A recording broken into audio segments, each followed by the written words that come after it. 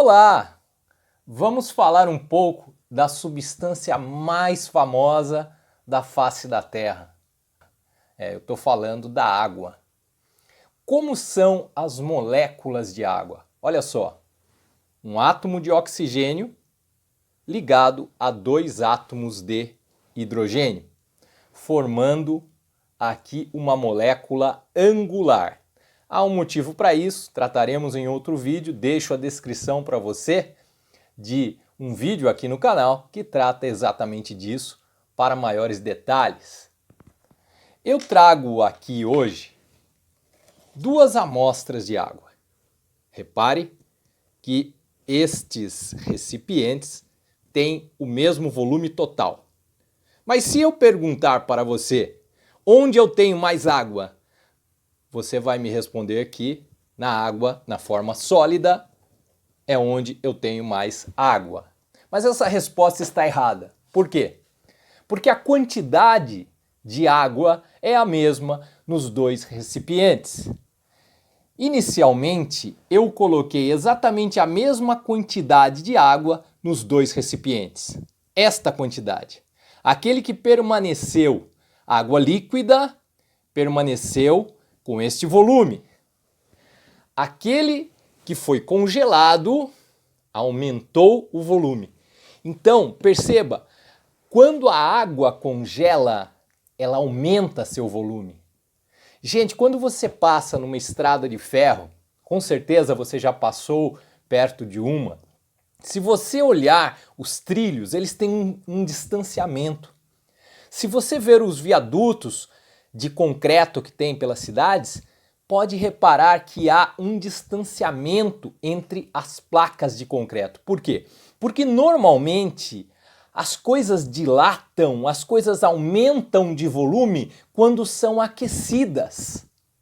Por isso a preocupação dos engenheiros quando fazem essas obras de deixarem um distanciamento, porque senão haveria a dilatação devido ao calor e isso causaria rompimento nas estruturas. E a água ocorre justamente o contrário. Ela vai dilatar quando é esfriada. A água sofre o fenômeno da dilatação inversa. Ela dilata quando é resfriada. Afinal de contas, o que são os estados físicos da matéria? Repare, moléculas de água. Eu estou representando apenas duas moléculas, só que é o seguinte, quando você pega, vamos falar aí de 1 ml de água, você tem uma quantidade gigantesca de moléculas de água. Aí quando você começa o estudo dos cálculos químicos, você entende melhor esta realidade das quantidades que nós temos de átomos e moléculas aqui e ali. Não é o momento, mas eu adianto para você. Quando nós lidamos com substâncias químicas, estamos sempre falando de quantidades gigantescas. Então aqui só para representar, a molécula de água, ela possui dois lados. Um lado mais negativo, que é o lado do oxigênio, e um lado com um caráter positivo, que é o lado dos hidrogênios. Por que isso? Porque o oxigênio é mais eletronegativo, ele puxa as ligações químicas para ele. Então os elétrons concentram-se ao lado dele, ao lado do oxigênio. E os hidrogênios acabam ficando com uma falta de elétrons, e isso é o que nós designamos como carga positiva, a ausência de elétrons, tá? Então a água tem um lado negativo e um lado positivo. Quando duas moléculas de água se aproximam, ocorre isso daqui, ó, o lado positivo atrai o lado negativo da outra e elas ficam próximas. E no caso da água, essa força que age entre as moléculas é uma força especial, uma força mais intensa que o normal das forças que agem entre moléculas. É a denominada ligação de hidrogênio, que você nunca deve chamar de ponte de hidrogênio. Diga-se de passagem, este nome é errado, ficou para trás há mais de 30 anos e você não deve utilizar em momento algum. É ligação de hidrogênio. Muito bem, devido às ligações de hidrogênio, a água ela tem uma característica fantástica. Ela consegue ficar no estado líquido até 100 graus se você estiver em uma atmosfera de pressão. É algo muito difícil para uma molécula pequena como a molécula de água. Digo pequena relativamente, pequena em relação a outras moléculas que contêm 100, 200 átomos. Muito bem. O que é que vai acontecer então? Quando você tem uma substância no estado sólido, quando as moléculas estão muito próximas, quando as partículas que formam uma substância estão numa distância um pouco maior, você tem o estado líquido. E quando essa distância é muito grande, aí você tem o estado gasoso. Então, o estado sólido, líquido e gasoso é uma questão de proximidade entre as partículas formadoras. Partículas que podem ser íons, ou podem ser átomos, ou podem ser moléculas, como no caso da água. Então, olha só. As moléculas de água, elas estão no estado líquido, só que se você faz o congelamento das moléculas de água, elas se afastam um pouco. E isso vai ocorrer entre 0 e 4 graus Celsius. Por quê? Porque normalmente quando você aquece é que as moléculas agitam-se e aí se afastam. Então por isso que o distanciamento entre as moléculas que causará um aumento de volume vem no aquecimento e não no resfriamento. A água só sofre esse fenômeno inverso entre 0 e 4 graus Celsius, mas é justamente nessa faixa de temperatura onde ocorre a passagem da água do estado líquido para o estado sólido. Então a natureza fez isso de propósito, que quando o gelo se forma, você tem a mesma quantidade de moléculas de água. Veja, só houve um afastamento, a quantidade de água continua a mesma.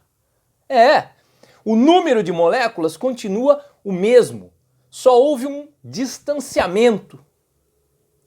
E isso ocorreu justamente na hora de formar o gelo. Então a mesma massa de água agora está num volume maior. Olha só o que aconteceu, olha o que a natureza faz. Ela pega a mesma quantidade de moléculas de água e coloca num volume maior. Então quando se forma o gelo, você tem a mesma massa de água. Pode fazer isso, você pode verificar isso utilizando uma balança. A massa está no núcleo dos átomos que formam aquele material. Não importa qual seja. Então, quando você muda de estado físico, você não altera a quantidade de substância e você não altera a massa. Lembre-se, olha aqui embaixo, densidade é massa sobre volume. Pois é, se você tem um volume maior, você tem então um denominador maior nessa divisão e terá um resultado menor. A densidade diminui quando o volume aumenta para uma mesma massa. Então eu te pergunto, quem é mais denso? Água no estado líquido ou água no estado sólido? Quem é mais denso? A água ou o gelo? No gelo eu tenho a mesma massa num volume maior, portanto uma densidade menor. Por isso que o gelo é menos denso do que a água. E o menos denso boia quando colocado com o mais denso. Pois é por isso que o gelo flutua na água. E é por isso que nos lugares mais frios do planeta, quando um rio ou parte do mar, ou o corpo d'água que seja, congela, forma-se uma camada de gelo que vai para cima. E aí aquela camada de gelo fica na superfície do corpo aquático. Só que o gelo tem uma outra propriedade que a natureza quis que ele tivesse.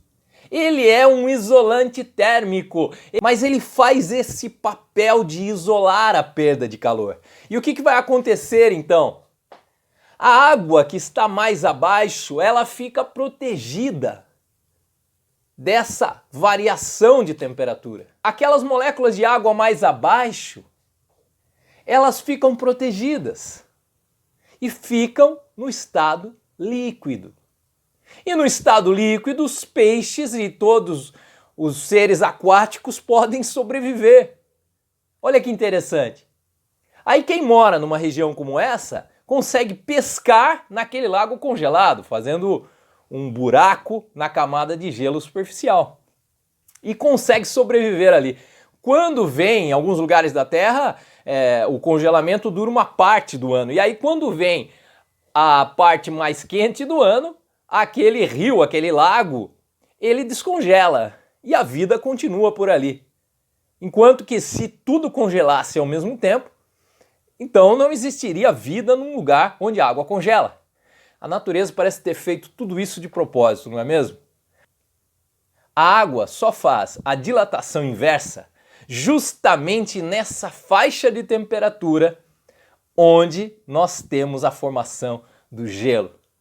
Tão importante para que a natureza seja como ela é, para que a Terra seja como ela é e para que a vida tenha sobrevivência nos lugares onde, em algumas épocas do ano, há o congelamento de rios, de lagos e outros corpos aquáticos. Lembrando então que essa substânciazinha tão importante do nosso dia a dia tem esse caráter aqui de ser polar. Tem um lado negativo e um lado positivo. Lembre-se, quem é que puxa mais a ligação química? Quem é mais eletronegativo? Olha aqui do lado. Fui ontem no clube, briguei e saí correndo para o hospital. Se você decora essa frase, quem está mais para cima é mais eletronegativo. Consegue puxar com mais intensidade o par de elétrons. Temos aqui então o oxigênio sendo o mais eletronegativo nesta molécula. Temos então uma ligação que é puxada mais para o oxigênio. E isso faz com que esta seja uma ligação polar. Quando nós analisamos a molécula como um todo, nós vemos que essa molécula tem um lado negativo e um lado positivo. Isso até lembra para você uma pilha que tem um polo positivo e um polo negativo. Exatamente a questão dos polos. Eu tenho na molécula de água um polo negativo e um polo positivo. Por isso que eu chamo a água de uma substância polar. É isso que faz uma substância ser polar. Suas moléculas têm polaridade, tem um lado positivo e um lado negativo. Para que você analise a polaridade, você precisa conhecer a geometria de uma molécula. Então, depois que você entende sobre geometria molecular, você está apto para estudar a polaridade das moléculas. Uma coisa muito interessante, existe uma regra na química que diz que polar dissolve quem é polar, apolar dissolve quem é apolar. É a regra do semelhante dissolve semelhante. Então quem vai dissolver na água? Quem, assim como ela, é polar. E quem é que vai dissolver em quem é apolar? Como, por exemplo, a gordura. Quem for apolar dissolve na gordura. Por isso existe, e muito difundido na área da saúde, o termo lipossolúvel e hidrossolúvel. Hidrossolúvel é quem é polar, capaz de dissolver no hidro, na água. Lipossolúvel é quem é solúvel no lipo, na gordura. Quem é apolar. Ok? Então a água, substância polar, porque é formada por moléculas polares. Conclusão que a gente chega, porque suas moléculas possuem um lado positivo e um lado negativo. Mas isso só é possível eu enxergar quando eu vejo que a água tem essa geometria angular, ok? E as ligações de hidrogênio, elas vão ocorrer sempre que você tiver dentro da molécula oxigênio ligado com hidrogênio, que é este caso, ou nitrogênio ligado com hidrogênio, ou flúor ligado com hidrogênio. Quando estas três situações ocorrerem numa molécula, nestes casos, você terá entre essas moléculas a força intermolecular especial denominada ligação de hidrogênio. É uma força mais intensa. Por que mais intensa? Porque esses são os três casos de maior diferença de eletronegatividade, que levará a moléculas com uma polaridade de intensidade maior. Então, aquela carga negativa e aquela carga positiva terão uma intensidade maior nessas moléculas e fará com que a atração que ocorre entre elas seja, então, maior. Repare que tudo é força eletrostática no fim das contas. Na química, nós costumamos dizer que há a força eletrostática quando trata-se de ligações iônicas. Porém, isso é um pouco forçado, porque repare que aqui eu estou também falando de força eletrostática. Eu estou falando de carga negativa sendo atraída por carga positiva quando falo dessa força intermolecular. É uma questão de terminologia. Bom, então a gente encerra por aqui esse nosso papo sobre a água. Uma substância tão importante que está presente em todo o estudo da química. E é de fundamental importância que você consiga compreender as suas moléculas para que você compreenda a química. Um forte abraço, até mais!